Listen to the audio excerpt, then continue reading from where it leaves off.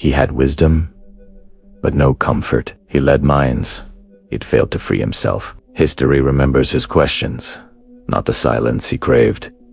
His name was Socrates, a philosopher, revered by seekers of truth, and feared by those who lived in falsehood. He was an anomaly in his time, a voice that could not be silenced, a mind that could not be bought. His figure, though he never wrote a single line of his thoughts, carved an eternal mark in human civilization. He was not a king who conquered territories, nor a general who led armies, but a simple man armed with questions, and with that he conquered a far greater realm. The realm of thought, the realm of truth, the realm of existence. He was the catalyst for the quietest, yet most profound intellectual revolution. He lived in a world where courage demanded unrelenting questioning.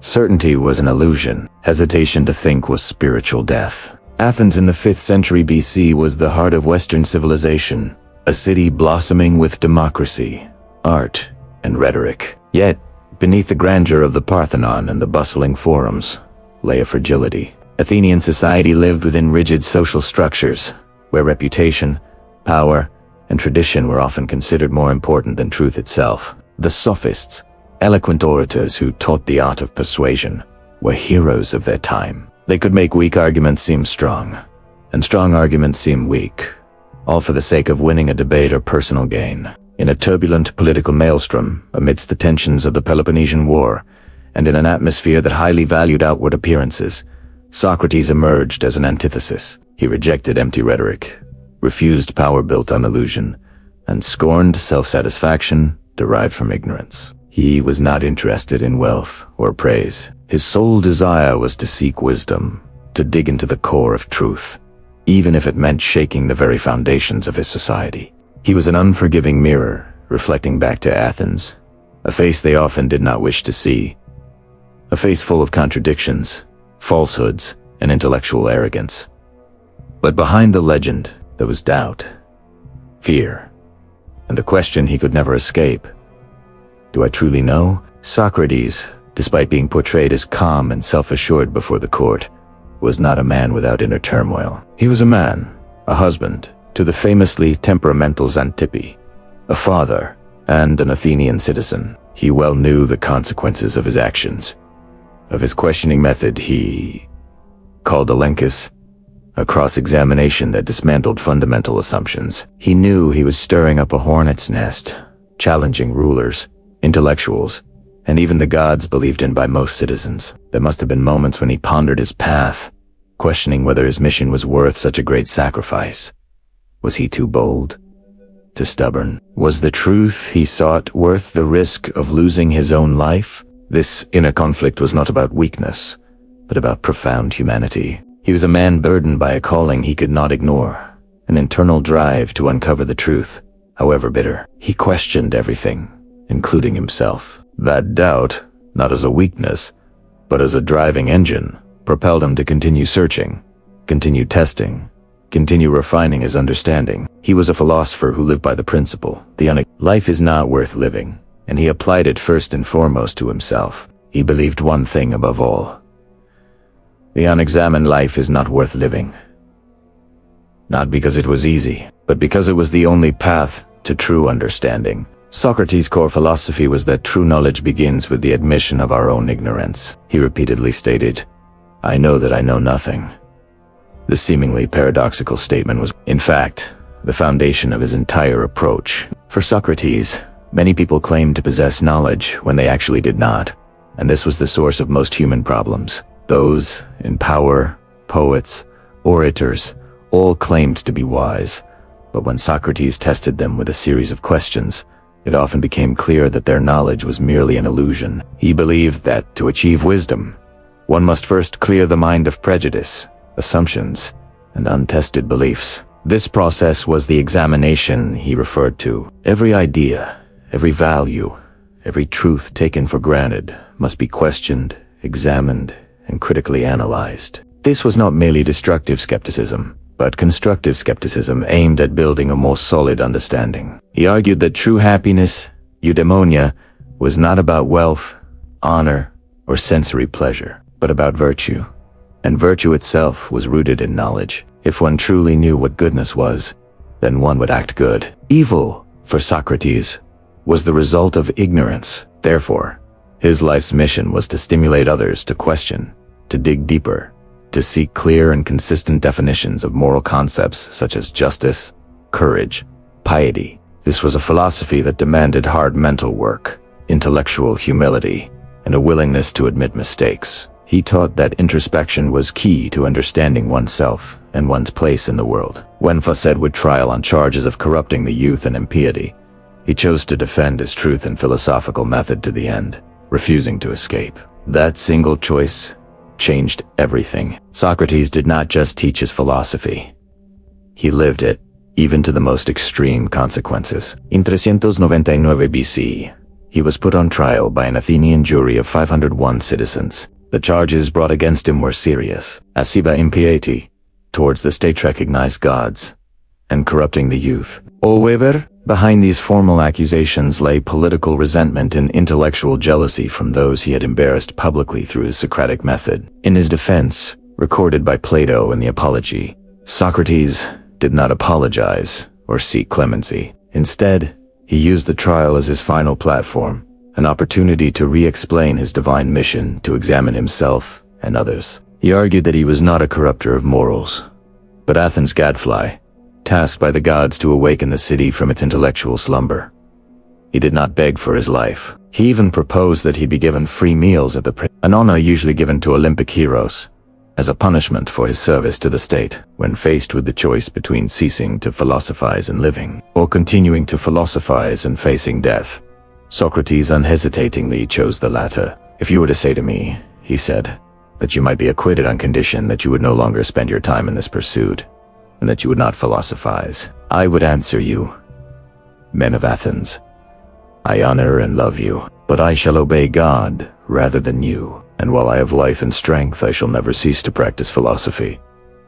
He was sentenced to death by drinking hemlock. Even in his final moments, when his friends offered to help him escape from prison, he refused. He argued that as an Athenian citizen, he was bound by the laws of the city, and escaping would be an act of injustice and hypocrisy, betraying the very principles he had upheld throughout his life. He faced death with remarkable serenity, discussing with his students the nature of the soul and immortality. This act was not merely obedience to the law, but the most powerful statement of philosophical integrity. He proved that his philosophy was not just a theory, but a way of life that had to be defended, even at the highest cost. He showed that there were things more valuable than physical life, namely truth, honor, and intellectual integrity. This choice, to die for principle, was the culmination of his philosophy, and what immortalized him in history as a martyr for truth. This was the moment when action became philosophy itself. But every philosophy has a price.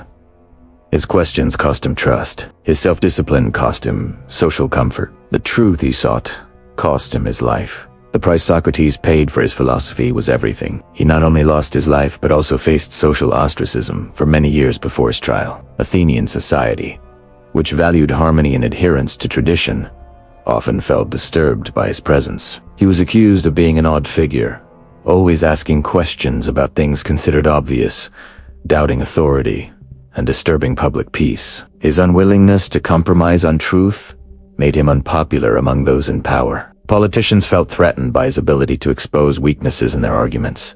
Poets and artists felt offended when he showed that their inspiration often lacked true understanding. Young people who admired and imitated his methods often angered their parents and leaders, who saw this as a form of rebellion. He chose to live in relative poverty, refusing payment for his teachings.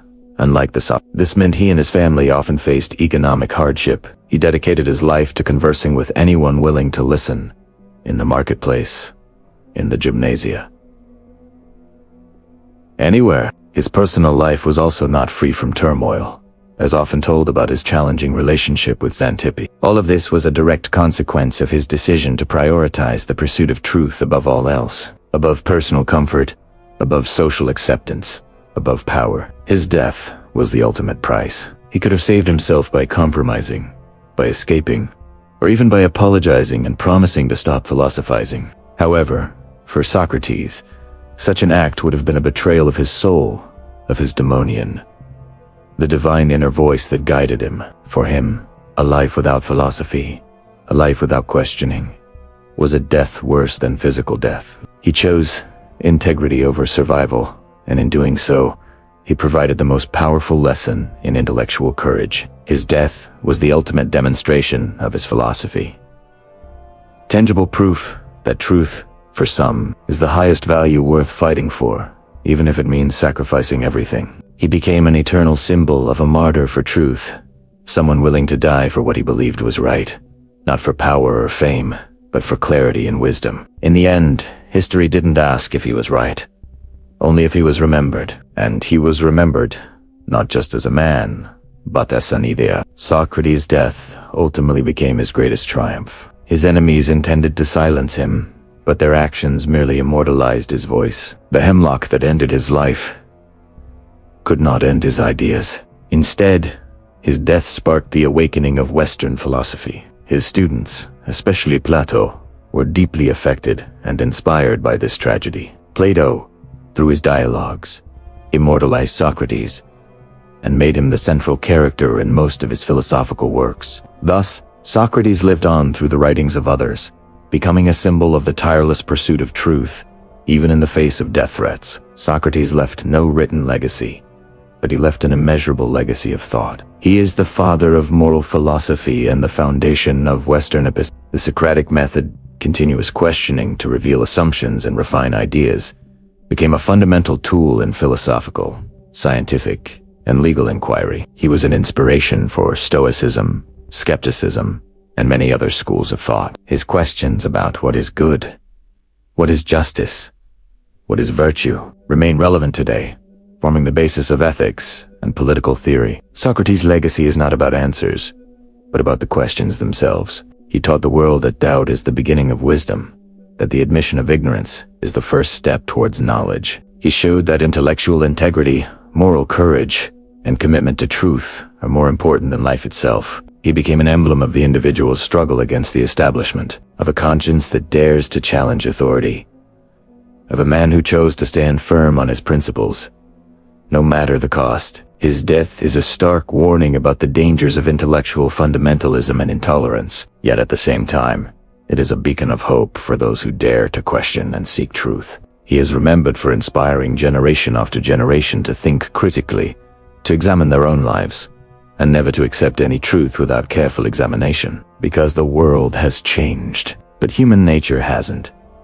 Socrates may have lived thousands of years ago, but the challenges he faced and the solutions he offered remain profoundly relevant in this modern era. We live in an age of information overload, where truth often drowns in a sea of opinions, fake news, and untested claims. The power of social media and algorithms can create echo chambers that reinforce our own biases, making us even more convinced of our truths without ever truly examining them. In this context, the Socratic method becomes more crucial than ever. We need to be brave enough to ask uncomfortable questions, not only of others, but also of ourselves. We need to learn to identify hidden assumptions, to scrutinize the foundations of our beliefs, and to maintain intellectual humility in the face of the world's complexities. Amidst political polarization, heated debates on social issues, and the dizzying speed of information, the ability to think critically, to distinguish between fact and fiction, between genuine knowledge and the illusion of knowledge, is an invaluable skill. Socrates taught us that the pursuit of truth is a process,